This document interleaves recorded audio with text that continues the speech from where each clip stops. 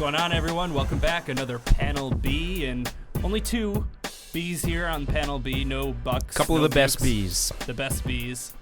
Almost making it an A. Alex Jankowski, Julian Edlow here. A lot to break down. Quite a bit in the NBA, actually, that we're going to hit on. But I think we have to start in the MLB because last night the Yankees breaking a record, 28 straight games with a home run, and you got to love it. They only score 4 runs. But they hit 4 home runs. Yeah, the Yankees are being quite efficient with their home runs right now, which obviously helps for stacking purposes from a DFS perspective. If you're going to get 4 runs, you might as well make them 4 home runs. Things got off to a pretty rapid pace with home runs by LeMahieu and Judge to start the game, and then everything significantly slowed down. But still, the way the Yankees are hitting right now, having their full lineup healthy together, and now Stanton winds up getting hurt. But even without him, it's usually not going to be 4 solo home runs. The next time that happens, it's going to be more damage. Yeah, I was going to ask about stacking because they're all now getting up there in price because they all keep homering. So do you find like you want to still try and fit that stack in, or is it just every one of your lineups have 1 or 2 Yankees because any 1 or 2 Yankees can go yard? Yeah, so if you're a multiple lineup person, I think you want to try a little bit of both. Obviously, if you have to have the cheap pitching, but if it's there in a GPP that you think you can have that risk to pay for those bats, go for it. But I think you look and it's an afternoon slate today, so this game will already be underway. But like Aaron Judge is $4,200 hitting second. That looks like a good value in between LeMahieu, that's $5,100. Sanchez is $5,100. Then you go to Luke Voit, $4,400 hitting fourth. So I would say the Yankees mix up their lineup a little bit every day and somehow sprinkle in all these great hitters there. I would look, daily for that value. And then you have Didi is hitting sixth at $3,500. If I'm making a stack, you don't necessarily need all those bats in a row. Let's take all the value ones, put them in there, and see what happens. Yeah, and the injury bug is already returning. Giancarlo Stanton going down, but he was cheap too. I think it was like $4,300 something like that, just because he was on his way back. You mentioned though that game is in the afternoon. We got 9 games tonight. Yep. Interesting slate. Anytime you can say Mike Minor is the highest priced pitcher on a slate, that's pretty interesting. I want to focus though on the Mets-Phillies series because special odds boost today on DK Sportsbook for both Alonso and Harper homering. One of those seems much more likely than the other. But that series already has been just such a great fantasy mine. Also a great storyline mine as far as the Mets are concerned. How are you looking at that one tonight? Yeah, so, Vargas is on the mound now, which we need to still find out if that's going to be good or bad because we're used to him being so bad, and then he's actually been good this year.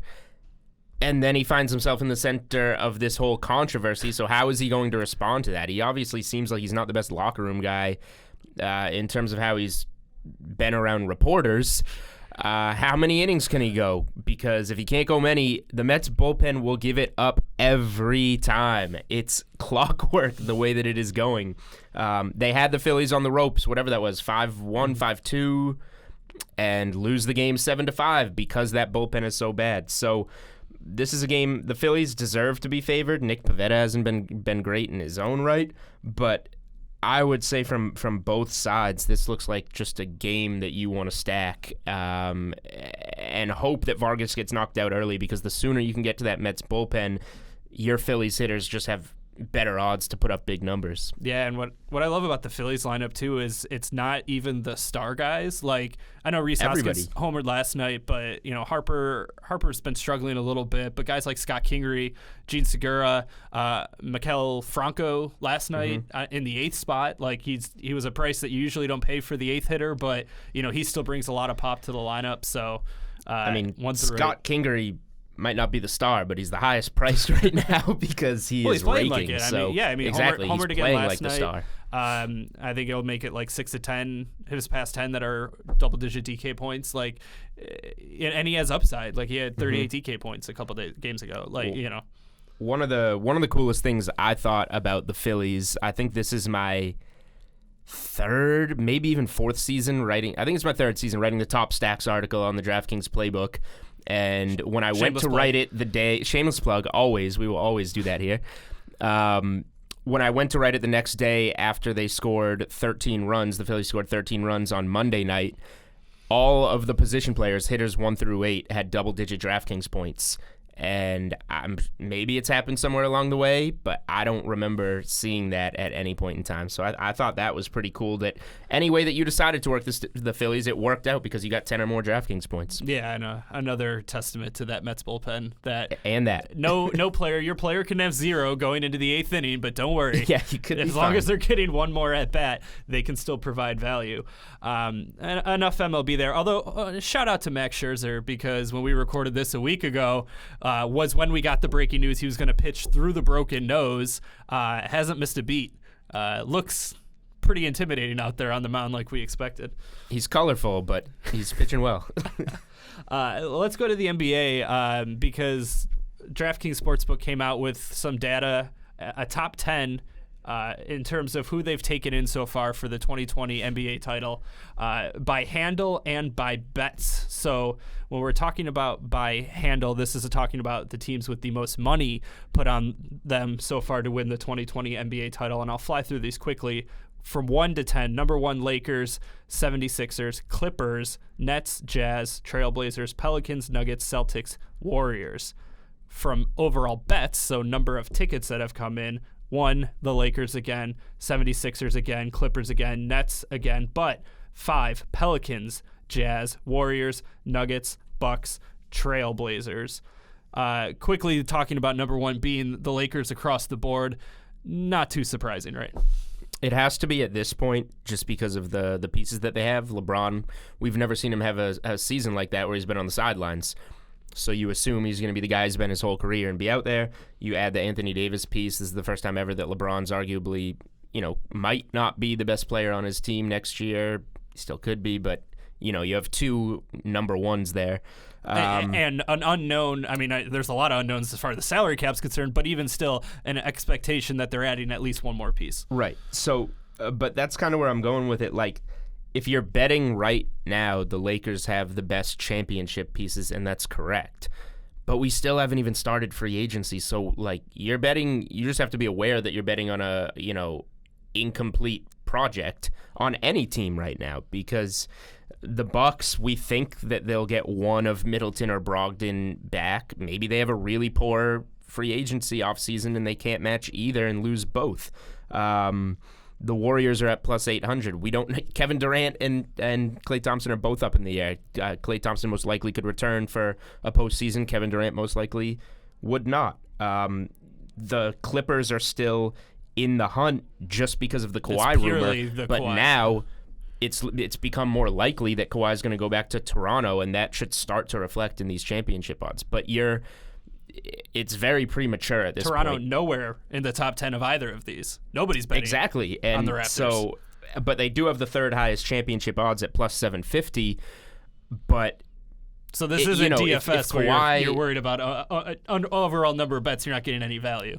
Right. This is you're almost, if you bet on the Raptors right now, you're almost parlaying Kawhi returning to the Raptors and them winning the championship, because if he leaves in free agency, your bet is dead before the season tips off almost. So the East is the East is open, but that would be a really tough situation. So when you look at it at this point, you just have to realize that a lot is still going to happen in this NBA offseason. Yeah, and looking at the rest of this list, so 76ers at 2, I think just makes sense given where DraftKings Sportsbook operates out there in New Jersey. But as far as the most bets, number 5 being the Pelicans, unfortunately we don't have a timeline here, so these all could have come in when they won the lottery but still had Anthony Davis, and there's a belief that we're going to have both Zion and AD.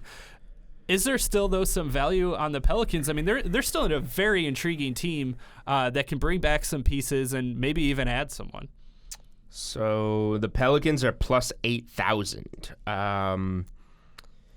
which I can see the intrigue there. I don't know if, you have Portland at plus 3,500. Are they going to be a team that can take some of the young assets? Because they've gotten steals in the last couple of drafts with, Anthony Simon slipped really far. This year, Nasir Little slips really far to them. Like, if a star were to become available before February, maybe they could be a team that gets a third star to go with Lillard and McCollum. I just don't know if you can take the Pelicans when there's other maybe steep odd teams that are just more intriguing. And even if those bets were placed with when Anthony Davis was there, Anthony Davis has been there and they've won one playoff series. Like, he needs a LeBron to teach him how to win, I feel like. Now. Or would have. And then obviously at this point, sure, the Pelicans have one of the more intriguing young cores in the league now, but are you going to bet them to win the championship this year? That seems extremely premature. Sure. I think we would all agree. Yeah, no, I'm with you there. I think, maybe take a look at their over-unders or their playoff odds. Caught me off guard a little bit. We haven't touched on the draft yet, and normally in the NBA draft, who goes. The impact players who are drafted rarely change the title odds or anything like that, just because you're talking about teams on the opposite ends of the spectrum.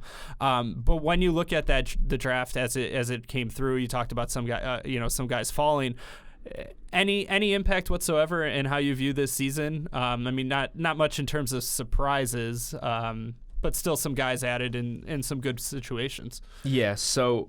I don't think it would affect anything title-wise for me. That's, like you said, it's just a little too aggressive considering who picks at the top and there being, one real franchise player in this draft, a couple other guys, John Moran, RJ Barrett, that could be stars. But, it doesn't really affect that. Where I think it does is, right next to that championship winner tab, you have the regular season win totals tab. Mm-hmm. The draft certainly can start to affect that, especially with all the trades that we saw on draft night. We know, just taking the Celtics for example, Kyrie Irving's as good as gone. It sounds like Al Horford's going to follow him and try and find somewhere to win. That leads to a draft night trade of Aaron Baines to, clear out a little bit more room. Now, it could lead to somebody like Kemba Walker, Nikola Vucevic. We don't know, but the move of Baines kind of signifies that the Celtics could be ready to go in a younger direction. So that makes it potentially seem like their win total might be set a little bit high when you see a move like that, giving up a veteran that gives you good minutes essentially for free. NFL. We've added some new markets there. Do you have anything you want to add on the NBA? No, I'm good on NBA. I just want to change it up, we go you go long enough without talking about the NFL. You get a little wary here. MVP odds for this upcoming season: Pat Mahomes, he's plus 500. Brady plus 800. Drew Brees plus 1,000. Andrew Luck 1,000, as well as Carson Wentz at plus 1,000. Not a little too steep for my liking there from Carson Wentz, but Rodgers plus a lot of quarterbacks. Basically, the first non-quarterback we get to here is actually Todd Gurley at plus 3,300. Which I don't like at all. No, I would think you wouldn't. Saquon plus 4,000 with Lev Bell as well. Who stands out to you in this list? Because, I think Mahomes at plus 500 doesn't seem like a smart way to go, just given what we're expecting him, what he has lost, what we're expecting him to lose. And, who's repeating that season in their second year? Yeah, I expect regression for sure from Mahomes. He was spectacular. He's going to be a very good quarterback. Is he going to be an MVP quarterback again? I don't think he'll necessarily even be in the conversation because he was also a lot better with Kareem Hunt. That offense fell off a little bit the last, whatever that was, 6 or so weeks of the season and went, I think, 3-3 or something down the stretch. But the full season numbers remain so inflated from that start that it never really showed. We don't know what the situation with Tyreek Hill will be. And then you also just can't be that good and that healthy a whole season again, you would expect. So I think that's way too high on Mahomes. I think for MVP, you want to look deeper generally. Like, Brady feels good. He could always be there. 800's a fair number. But when you win it, he's always you kind always of the guy where there. If nobody has a spectacular season, like, he's going to be there all 16 games. They're going to win 13 of them. And, he can always be your kind of default MVP.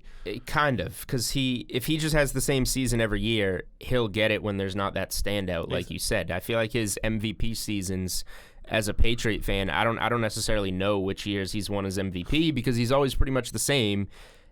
And it's just there was no Patrick Mahomes the years that he wins it. So basically, by betting Brady, you're going to bet that none of these guys are going to pop. I mean, he almost won it in a season that he sat out 4 games. Like you could easily have made that argument. Matt Ryan just happened to, he had a very good season, deservedly so. But you could have easily made a per game basis. Brady was the MVP. When I'm looking at this, it's kind of for Brady. It's kind of like Kobe. Kobe won 1 MVP in his career, which is kind of ridiculous. And he didn't deserve it to win it that year. Kevin Durant was the MVP. That's the Lifetime Achievement Award. But it was a Lifetime Achievement Award. Here, betting the non-quarterbacks is really tough.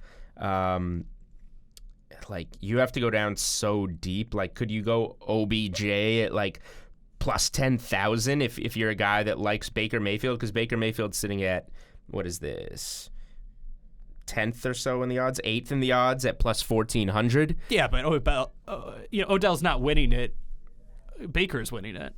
Because probably, like, what kind of season he has enough weapons around him unless he gets hurt, in which case I'm just saying, I guess if you want to bet on a position player, I would most likely want to sit on some of these quarterbacks that are a little bit deeper down. Probably starting in the neighborhood of Baker Mayfield at 1,400, Phillip Rivers 1,600, Matt Ryan 2,200. Not necessarily those guys, but that, like, Mayfield at plus 1,400 is where I would want to start. Sure, yeah. Well, to build off, like, keep the conversation going on non-quarterbacks, because I think to me, Saquon and Christian McCaffrey at plus 4,000 are. Plus 4,000 each.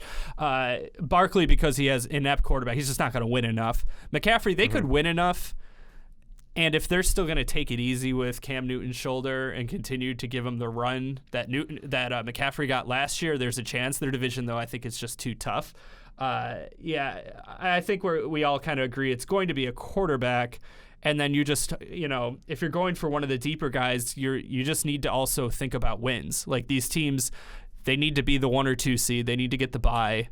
And is that realistic for, somebody like Jimmy Garoppolo? Probably not. But is it realistic for someone like Deshaun Watson? I think so. Yeah, plus I was just, as I was scrolling down, Watson at plus 2,800. Those odds make sense given where he's at. I would much rather bet that than Barkley, who's not going to win enough. McCaffrey, like, he really could be the best fantasy player this year, but it's going to be really hard to win that MVP award. If I had to pick one of these plus 4,000 running backs, first, and as we said, Gurley way overpriced at plus 3,300. If we had to pick one of these 4 plus 4,000 running backs, Saquon, Christian McCaffrey, Le'Veon Bell, and Zeke Elliott, I would go Zeke Elliott there because they cater the most to the run. They're in the spotlight. It just seems like he would be the best bet there, and I'm not saying I would take him. I think if I had to bet on a running back, I would take Alvin Kamara at plus 5,000. They have the most explosive offense there. He has Drew Brees to send him the ball. Mark Ingram is now in Baltimore.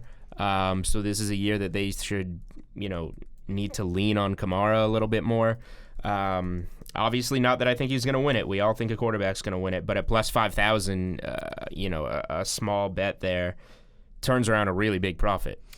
Gonna switch gears here yet again due to some breaking news that we have coming in. We're just breaking news on Panel B now. That's just kind of become our calling card. That's what we do. Again, though, reiterating, we are not the ones breaking the news. This time it is Adrian Wojnarowski. And that news is that Kevin Durant has declined his player option. He will become an unrestricted free agent. News that isn't shocking, but there was a belief that maybe he would, given the uncertainty of his health, take this year, focus, stay up in the culture that he clearly likes in Golden State, stay with that staff in rehab, collect your $31.5 million, and then come back for free agency next year. But clearly, a player of his caliber, there's myriad of teams who are going to throw much larger deals at him from a length perspective, despite his injury, right? Yeah. So this was the only player that I think had a chance of, opting in because of his health situation. Kawhi, Kyrie, obviously those guys are not going to take their whatever it would be, $21 million. You're out. You're going to hit free agency. With Kevin Durant, is it worth taking $31.5 million to rehab and then getting your whole contract with a new team? A really interesting idea that I heard recently about Kevin Durant is that he could, decline it as he now has, and it brings this idea to life a little bit, that he would re-sign his full new contract with the Warriors, start rehabbing there with the idea of it being like a sign and trade, but it was called a delayed sign and trade. So you say, if you want to go, we'll ship you out somewhere. You can start your rehab process here. We'll trade you at the deadline in February. We'll trade you at the draft next June, and you'll start, your career just like you would with that team healthy at the start of the 2020 season. It's interesting. Like, if you're one of these teams, if you're the Knicks, you're the Nets, you're any team that's thinking about going after him, would you have almost wanted him to accept this player option then? And then that way you're not burning a year. Granted, you have to wait a year to know if you have him or not and how you're going to plan your team. But at the same time, when you do get him, it's on the full length of assumedly full health with his contract. So I agree with you in theory. I would want that if I'm the Knicks and Kevin Durant said I'm going to come there, but first I'm going to opt in, do my whole rehab in Golden State. Then you're saving yourself the money. You get to tank again and put another high lottery pick around Durant and RJ Barrett and whatever else you may have there. But that's not the case. So if you want Kevin Durant, I think that you feel on edge until you have Kevin Durant. So for me, we know that none of these teams, the Knicks and Nets, I just combined them. Yeah, they're similar. That they both want Kevin Durant enough that they'll burn $30 million on him to rehab this year to get him for the next 3 years at whatever he may be. So you can have Harrison Barnes at a fraction of the cost. Yep. Well, the Warriors have been there. It looks like things went well for them after they got rid of Barnes for Kevin Durant. All right. Well, prediction. Now that we know he is hitting the market, what tracksuit is Kevin Durant wearing on the sidelines of an NBA game this season? Because he's not wearing a jersey, so. I think it might be the Nets at this point, really. It's a really hard call. We saw that report that Durant wants him and Kyrie to go to the Knicks. Kyrie wants them to go to the Nets. And don't forget the third name of the big three, DeAndre Jordan. Yeah, that helps. If DeAndre Jordan helps sway someone's mind, then you sign DeAndre Jordan. But I think it's going to be the Nets. The problem is it could be the role reversal for him, given his past free agency exploits. Correct. The thing with Durant is I'm not putting anything past him. I truly believe that this delayed sign and trade could be a real thing. I do think he's going to pair up with Kyrie Irving, though. Yeah. Yeah, it was funny. Like, when the last time he was a free agent, everyone thought he was going to the Wizards. Back then, the Wizards, the hometown team. The Celtics got a meeting. A lot of teams got a meeting. You're not getting out. You got to predict as well. Yeah. Okay. I think he'll go back to the Warriors. Okay. I think that'll be the route that he takes. Comfortable through his rehab there. But, who knows? Not the Knicks. I guess maybe is where I feel more confident. Yeah, that makes sense. No, I think the Nets make sense too, because I think there's enough smoke there. And, whatever Kyrie and Durant were talking about in that All-Star game discussion that was taped, and, it's happened multiple times. Exactly. They've discussed something. Yeah, and before, you think about the Heat and how they kind of changed the way we think about free agency, and we think about these things a lot more, and that was because of discussions like that at a USA, Team USA camp, and we just didn't know at the time to film it and post it everywhere. So, reporting has changed, but maybe motives have not. So, right. You got anything you want to add here on Panel B before we sign off?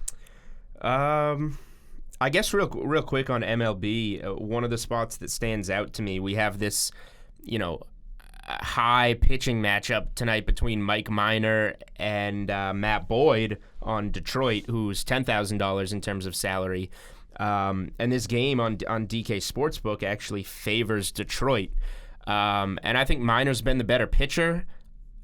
I think Texas, the numbers point to them having a slightly better bullpen, although both have been bad, and they've obviously had the better offense. So I can't figure out why this game is projected so evenly. I think the Rangers are a good bet on the first 5 innings because of the starting pitching matchup. Boyd's been really bad in his last few starts. I think the Rangers are a good team to win this game, and I think that the Rangers are going to be a solid stack on this slate because Boyd's been bad and the bullpen's been bad, and people just aren't looking at it like that. They're looking at it as an under game, a game where you could roster both pitchers, something along those lines, and I see Texas having a clear edge in the game. Yeah, I mean, I think maybe on paper it might scare me away given the amount of lefty-on-lefty matchups you're going to see. A lot of lefty-on-lefty. In that, but no, I mean, the Rangers have been a really good team. They're in the wild card hunt. It'll be interesting to see. I mean, Mike Minor is a guy who, certainly kind of came out of nowhere, probably someone they were going to try and flip, but a player who, wasn't affected necessarily the way Cole Hamels was with the Texas Heat. Mm-hmm. We'll see. I mean, it's gonna get warm. They're gonna have to win games by scoring a lot of runs, and they are good for them because Joey Gallo now is healthy and Nomar Mazara is putting up career numbers. So, interesting team to watch for sure. Certainly more interesting than the Detroit Tigers. Exactly, and that's why you got to like them in this game. Yeah. All right. Sounds good. All right, Panel B. We will likely be back at full strength next week. We'll have to see. Back with Bucks. See how our boy Steve Buchanan's doing. But Julian Edlow, I'm Alex Jankowski. We'll see you guys next time.